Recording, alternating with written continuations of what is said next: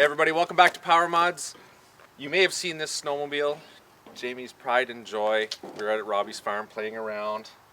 You know, this really was a mint sled. Very mint. What year is this? 98. No, sorry, 89. In 89. Yeah, no, it's in 89.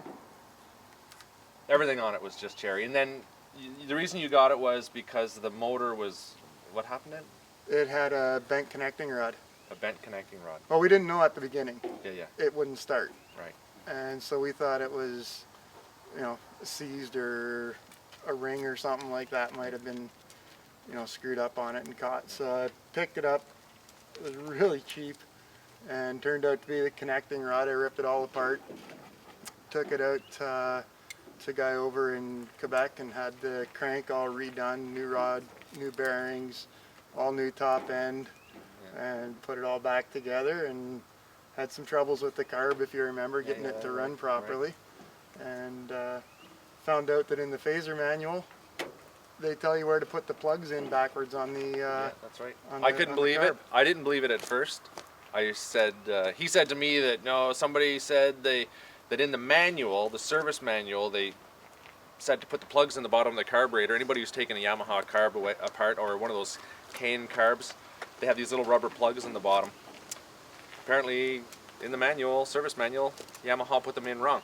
So, as soon as you change those over, it was running great. Oh, I couldn't get over 20 clicks, and then I changed those over, 15 minutes, put it all back together, and it was doing 85. Yeah, yeah. It was awesome. So it ran great. You paid, well... all said and done, about $1,250. All said and done, with a rebuilt motor. And honestly, the track, everything on this is cherry. Everything was mint.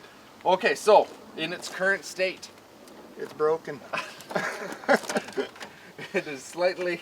It's got a nosebleed, we might say. What happened? Middle of March, snow is thawing, and we were out in a field at night, and somebody had gone through the field on a skid steer on tracks and dug 2-foot deep ruts all the way through. We went out at night and the ruts were iced right up, no give to them at all. And one of my family members who has limited experience on a sled, much like myself, had a girlfriend on the back and hit the rut.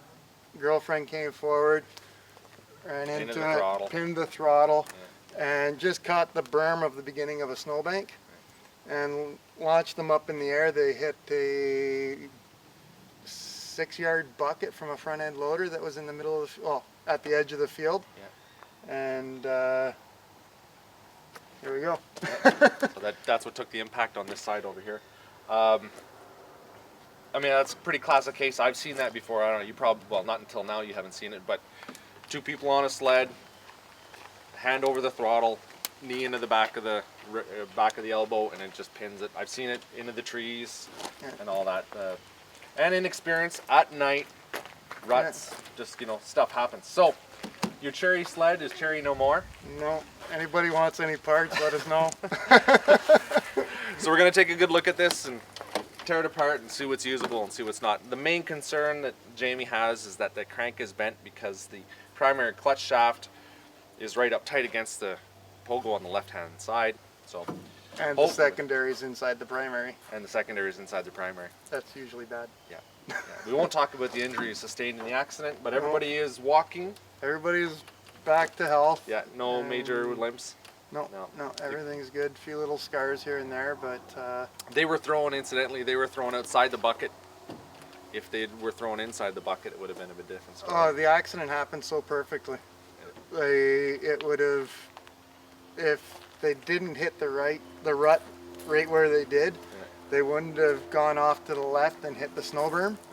They wouldn't have jumped, or at least brought the front end up, and they'd have driven right into the bucket, square right in the dead center of it. So all that happened was they hooked the left ski, the sled spun around, the back end came around to the right and threw them off into the middle of the driveway, and it came to a stop, and called the 911, got the ambulances in, got everybody taken care of and all fixed up. It took about the better part of 8.5 weeks, 9 weeks before people were all said and done. As happens, there was a few little broken bones and whatnot, so it does what it does. But really, this took the major brunt of the damage. The sled took it all. It was unbelievable. And like I said, it happened perfectly. Jamie's first sled. It was. I was so proud of it, and I got such a good deal. It only had 5,000 kilometers on it when I bought it.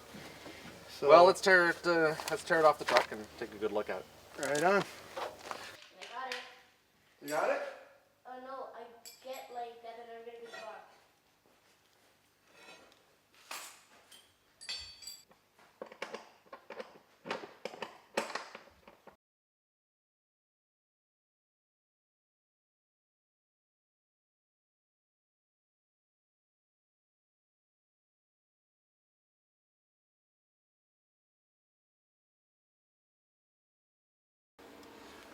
That plasma cutter is an amazing thing. Helps out a lot. Actually, I just zipped that right out. When they took the force of the impact on this front corner here, it pushed the drive axle right back in behind the frame here, buckled the whole frame. So I can't get it out until I can actually get in here and get those bolts out. So I just made a little relief cut. I'm gonna see if I can jimmy that out of the way.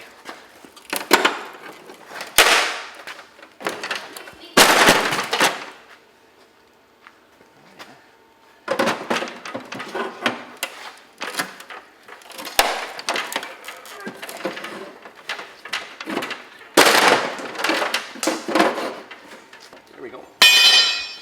Get on those 3 bolts. Now I should be able to pop that off. That should be able. Oh yeah. Sweet. Look at that. Big nut on the other side of the shaft. Can you what?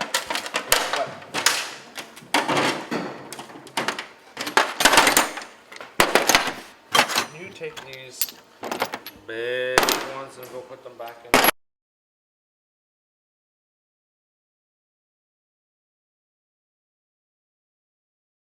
So thank you guys for coming back as usual. More videos in store, IQR stuff probably by mid to end of August. It's gonna be tight because we have to get it done for the Toronto Snowmobile and ATV show, where we have a whole bunch of cool things coming up. But I gotta thank you guys for coming back. Make sure you check out our other videos. Have to do a little bit of work on that Ford. Got to get it ready for the pulling season, the sleds and the ATVs, the UTVs and all that. And I have to do some more work on the RZR. I'm putting a belt drive in Keeley's Free Ride. Next light install on my Land Cruiser. All kinds of cool stuff. Thanks for coming by, guys.